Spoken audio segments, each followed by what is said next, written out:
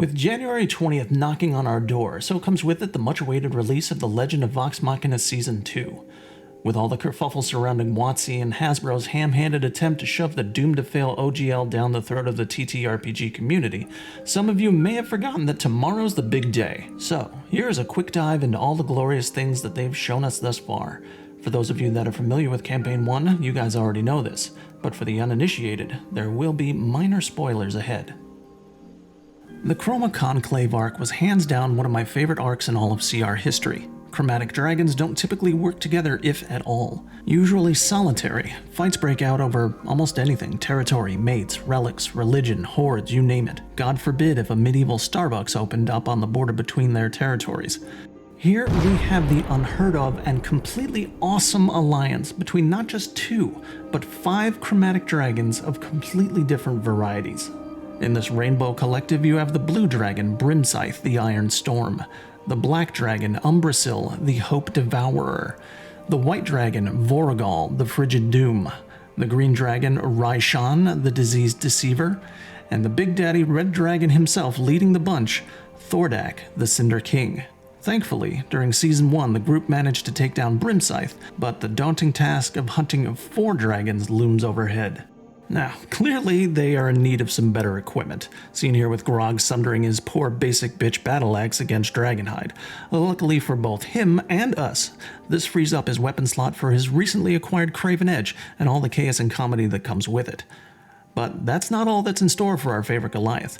Typically devoid of hair, Grog bucks the trend when he gets his hand on the ever-popular Belt of Dwarven Kind and finally achieves his goal of growing that sweet, sweet beard.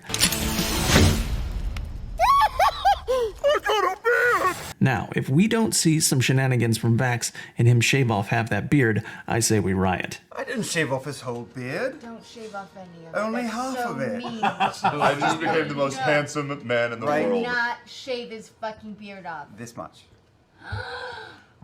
Make a stealth check. A stealth check first. Yes. Make, Oh my god, make a he's gonna be perception check. so You're mad a at terrible you. person. Make a perception check. I have You advantage. just broke a mechanical pencil. Now, not to focus just on him, the rest of their group need their fat loots too, so a trip to Vasselheim is in order. Enter the Slayer's Take, the prominent guild that is paid to hunt rare beasties and baddies. This allows us to at last meet Zara and Kashaw, voiced by Mary Elizabeth McGlynn and Wilfred L. This warlock and cleric will eventually become steadfast allies and fan favorites for years to come. Other notable interactions that we saw glimpses of in Vasselheim include Scanlan getting reacquainted with Dr. Dranzel and his spectacular traveling troupe, including Dr. Dre himself, Kent Plucker on the lute, Zed on the drums, and Kaylee and Scanlan on vocals. Esselmir and Samson seem to be missing though. They might be working the crowd.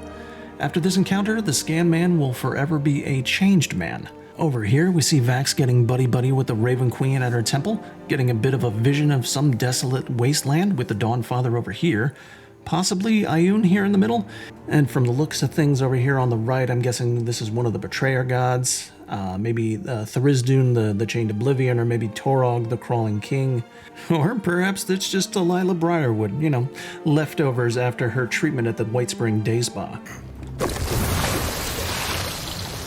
Here we see the group do a bit of their patented pub crawling and get into some kind of trouble based on this wanted poster in the background. Kind of looks like Vax and Vax.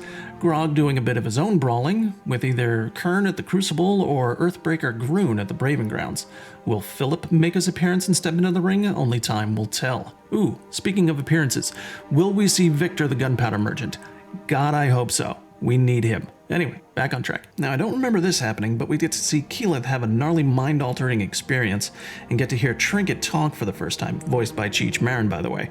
Did someone slip her some Marquesian sued? Quiver in fear, peasant, lest you draw the ire of the meat man. Now, back to the aforementioned dire need for better gear.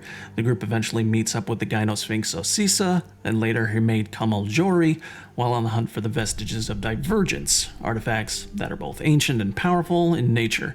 Some of these include Fenthris, Cabal's Ruin, Mythcarver, Plate of the Dawn Martyr, the Spire of, Conflux, the Titanstone Knuckles, Whisper, and the Deathwalker's Ward.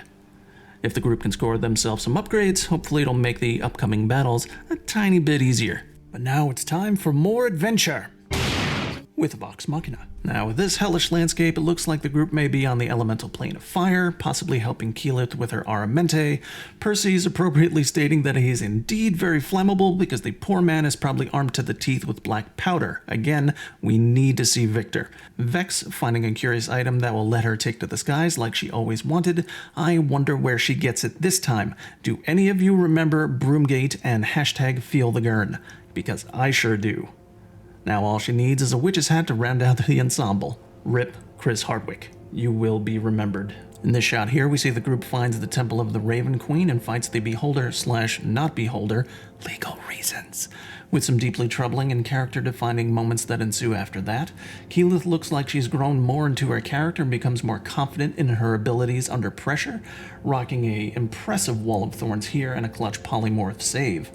We get Trinket in the Pokeball, we got Grog in the Pokeball, and at some point we see a much deflated Grog getting munched on by a wolf. I can't say that I remember that ever happening, but if it does like this, I'm sure a certain cursed item might be at play here.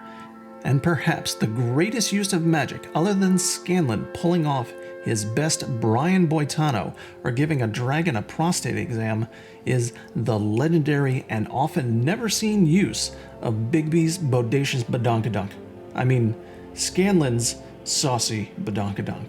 I never thought I would say that in the video. What?